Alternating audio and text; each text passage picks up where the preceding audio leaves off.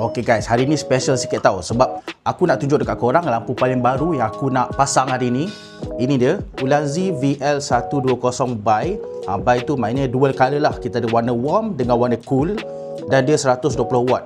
So memang betul-betul besar dan kuat dia punya lampu ni. Ada banyak parts tau dekat sini. Yang ni dia punya lampu lah, dia punya main light dia. Lepas tu kita ada dia punya payung, dia punya umbrella. Yang ni pula dia punya jaring, kasih lampu tu lebih fokus sikit kan. Dan kita ada dia punya mount kat sini. So jom kita pasang, kita pasang dulu. Tapi sebelum tu aku nak tunjuk dekat korang, ini rupa lampu dia. Nampak?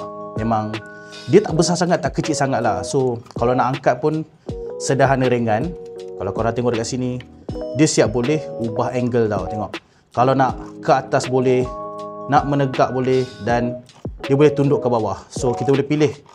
Memang betul-betul fleksibel.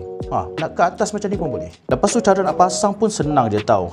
Macam ni kalau nak masukkan dia, pop, dia terus klik. Kalau nak buka, tarik ke belakang dan buka. Memang betul-betul senang. So kita pasang macam ni. Lepas tu yang kedua, step kedua, kita masukkan macam ni je. Dia ada dua skru tau kat sini. Satu, dua. Dan kalau kita nak lock dia betul-betul, dia skru macam ni. Memang betul-betul senang. So kita just pusingkan je macam tu. Lepas tu ni part yang aku paling suka lah. Ini dia punya payung tengah tertutup kan. Kalau nak kembangkan dia, tarik je macam ni. Lepas tu dah lock macam tu je. Ini daripada tepi lah. Lepas tu yang ni, dia punya dalam dia. Cuba tengok. Memang betul-betul besar tau. Cuba tengok saiz dia. Ni lampu tu. Dan ni muka aku. Besar kan? Dia sebenarnya lampu ni ringan je, tapi bila dah pasang dia punya payung ni, dah jadi berat tau. So aku baru order. Tengok, ini dia punya tripod dia, light stand daripada stainless steel tau. So memang betul-betul solid dan kukuh juga light stand ni. Ni dia punya angle, nak ke atas, yang di depan dan ni bawah. Lepas tu yang ni pula lampu ni punya adapter. Cara pasang dia macam skru macam tu je.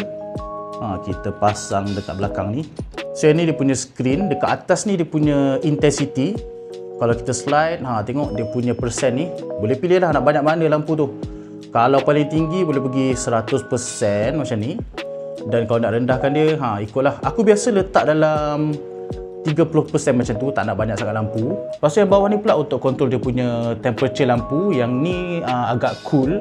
Dan kalau kita rendahkan dia, boleh jadi warm tone. So macam sekarang ni lampu cool tone. Kalau aku nak adjust dia punya temperature, yang ni lampu warm. Boleh pilih nak mana. Ada dua color lah. Macam ni pula dia punya jaring dia. Function jaring ni supaya bagi lampu ni agak fokus sikit lah. Bila kita pasang jaring ni, lampu ni akan jadi kurang berselerak. So memang sesuai kalau nak lampu ni lebih fokus lah. So sekarang ni kau dah tengah tengok video aku tanpa pakai lampu tadi. Kita pakai lampu ceiling je. Lepas tu yang ni pula, lepas aku dah pakai lampu baru daripada Ulanzi tu, cuba tengok okey ke tak dia punya perbezaan dia. Dan kita dah tambah juga lampu RGB purple dekat belakang dan sedikit fill light dekat tepi ni, bagi nampak okey sikit. So lepas ni aku akan pakai lampu ni je untuk semua video aku. So special untuk korang. Macam okey tak?